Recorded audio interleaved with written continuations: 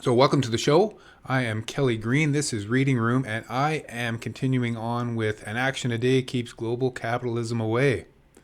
Remember when that was our biggest concern? Global capitalism? It's still a growing concern, an ongoing concern. However, I don't know if it's the biggest one. Anyways, you're not here for me to pontificate on those things, but to rather read this book, hopefully. So thanks for coming, and we'll get right into it. This is action number 31 from An Action a Day. It's 2.5 on fun, 1 on risk, and 2 on supplies, or resources, as it were. This one is not really a self-contained action, but instead more of a way of promoting a political event. We originally stumbled on this idea late one night in university residence when we started fooling around with an announcement board and created the message, "Earboy is coming." We did it more as a joke than to deliver a political message and didn't think it would go anywhere. The next day, we were surprised by the reaction. Instead of people dismissing the sign as a joke, we found a group of students hanging around the information board discussing who Earboy was.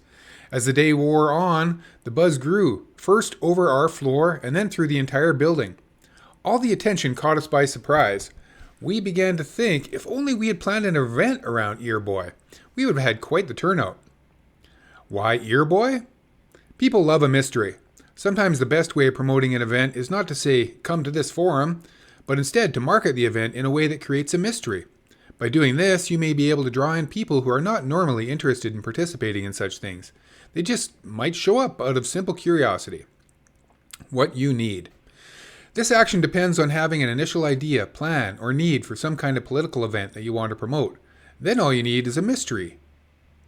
An idea transferred into posters and the people power to put it up the posters.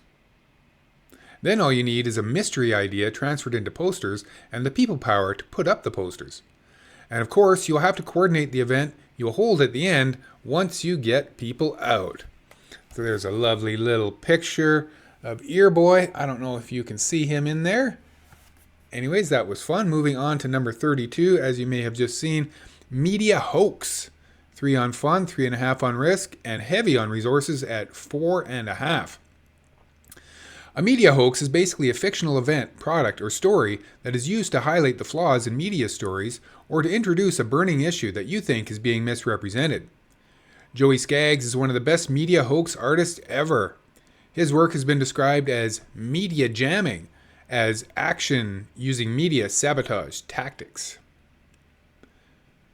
Often using press releases as his vehicle, he creates hoaxes, then become front page news, and in effect, the press unknowingly becomes both the victim and the subject of the hoax. It's all about media irresponsibility and the need for their audiences to question what they read. As one website article, Master of the Hoax, puts it, the Skaggs media hoaxes outlined in the article include Hair Today, a purported answer for baldness achieved by transplanting scalps from cadavers.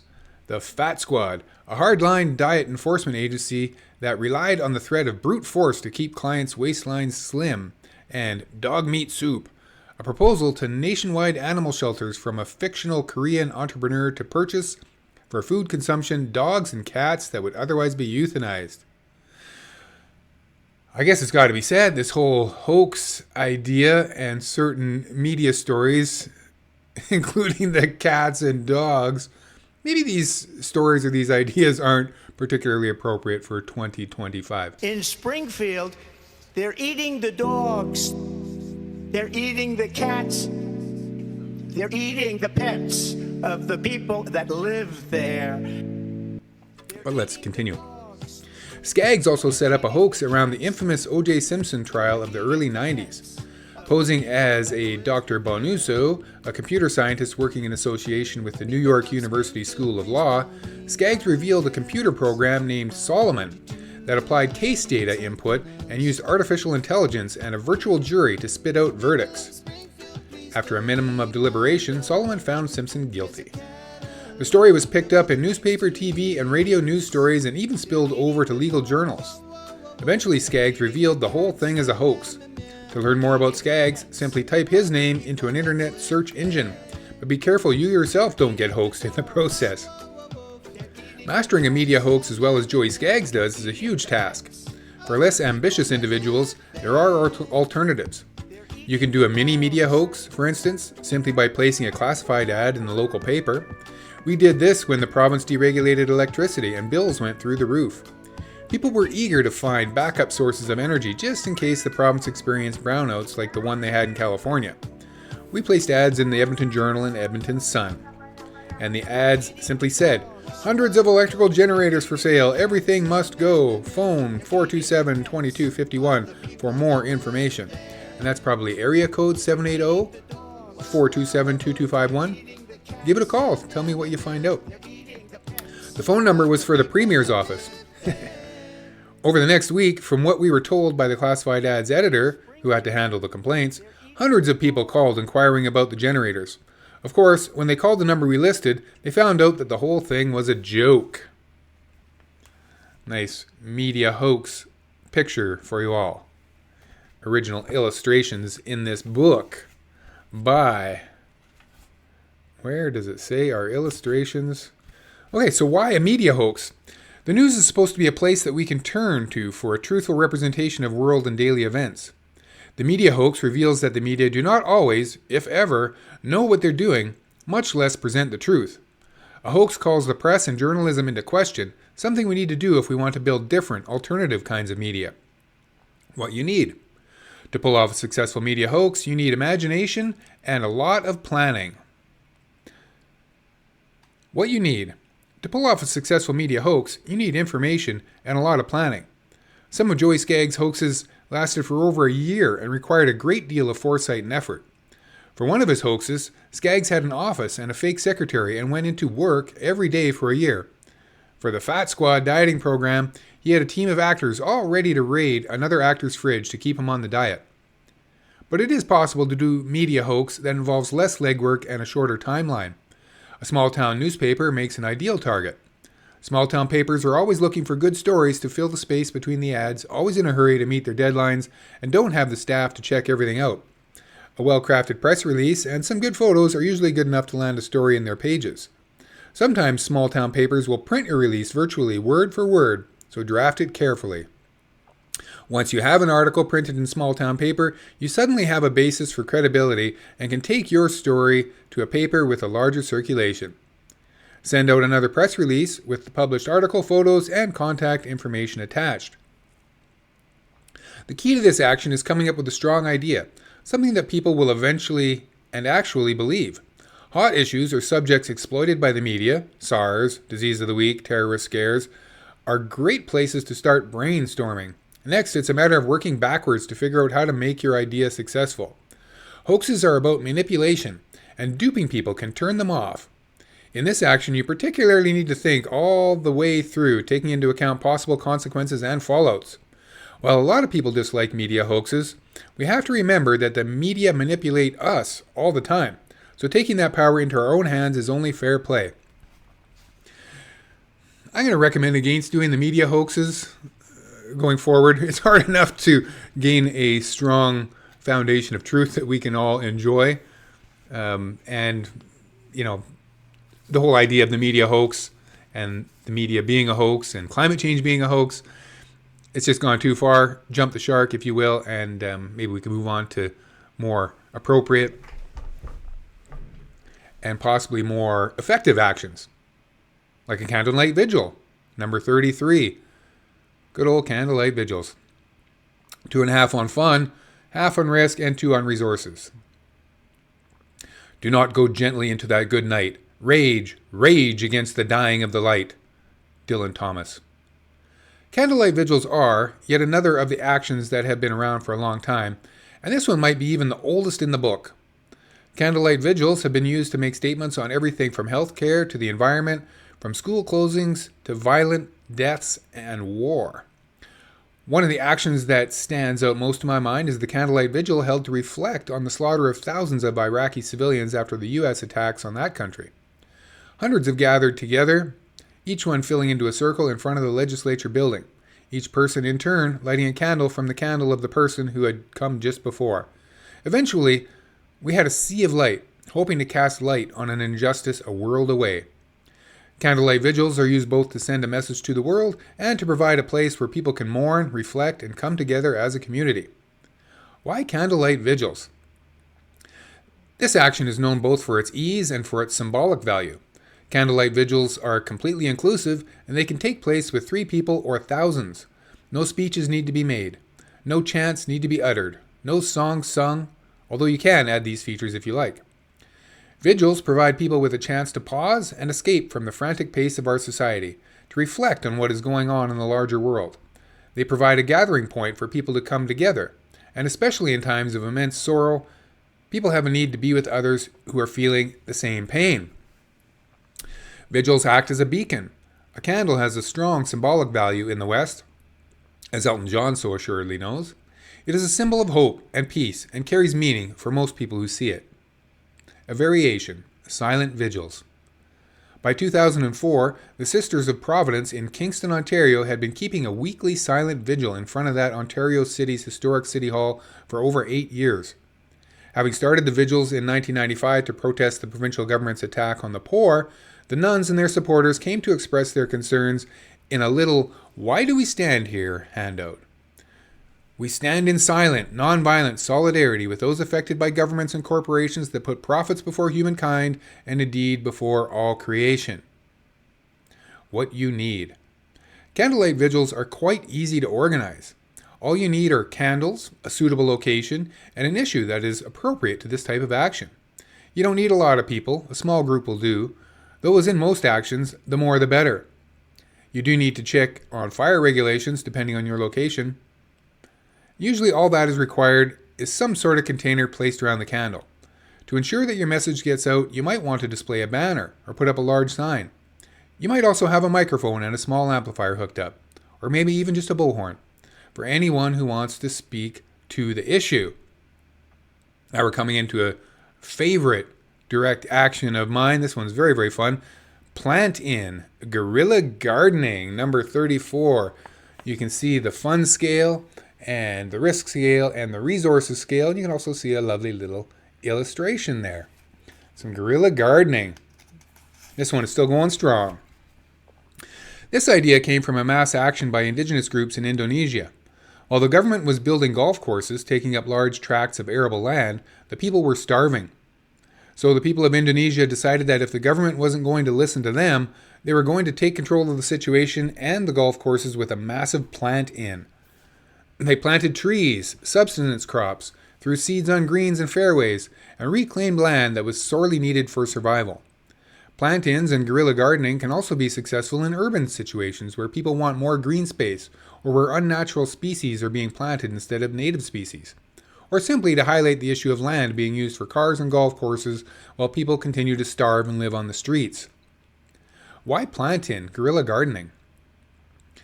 You do a plant-in to reclaim public space, to create more green space, and to deliver a pointed message. From a security point of view, this action is great because the police find it difficult to arrest somebody for planting a tree or a strawberry plant. The action also garners sympathy from onlookers. After all, most people have a special connection to plants and living things. We get a rush from seeing a beautiful tree, and many of us get all excited about the thought of planting a garden.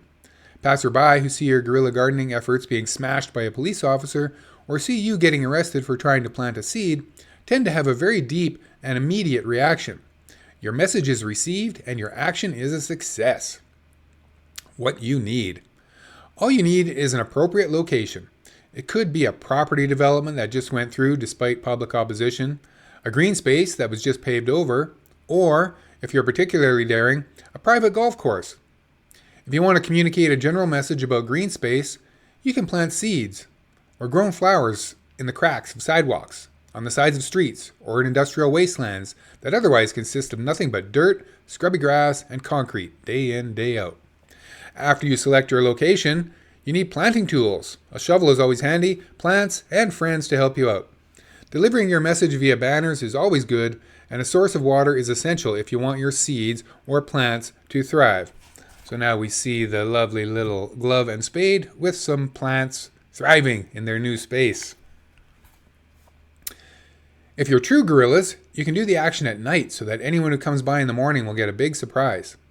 A group of guerrilla planters did this successfully at the University of Calgary, after the administration turned down a proposal for an organic garden on campus. Students simply took matters into their own hands and planted one anyway. The garden stands to this day. Nighttime actions require walkie-talkies, flashlights, and a bit more planning than usual. Guerrilla gardening doesn't have to be a group action. Wildflower seeds are super cheap, grow in pretty much any climate, and depending on the type of seed, can be scattered or planted with very little effort. Guerrilla gardening is good for you, for your soul, and is a quick and easy way to make you feel like you stuck it to the authorities in a nice way. So, cheers to guerrilla gardening. And cheers to cold coffee. So in my lovely little community of Strathern, there were some guerrilla gardeners that planted sunflowers on a scrubby little patch of grass and weeds in between the alleyway and the community playground / community garden. So this year we hope to see a bunch more sunflowers sprouting up on their own from last year's efforts, and it might expand. There might be some squashes and pumpkins added to the mix. Who knows? There's lots of space. Use your imagination, get gardening, and have fun. Now, speaking of fun, we are going to have one more action for the day. This is called War of the Corporations Radio Play. Action number 35. 2 on fun, 0 risk, and 4 on resources. This action is based on the famous radio broadcast that shook the world.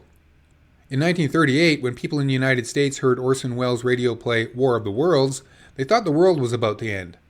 In the drama, aliens had invaded the Earth and were destroying life on the planet.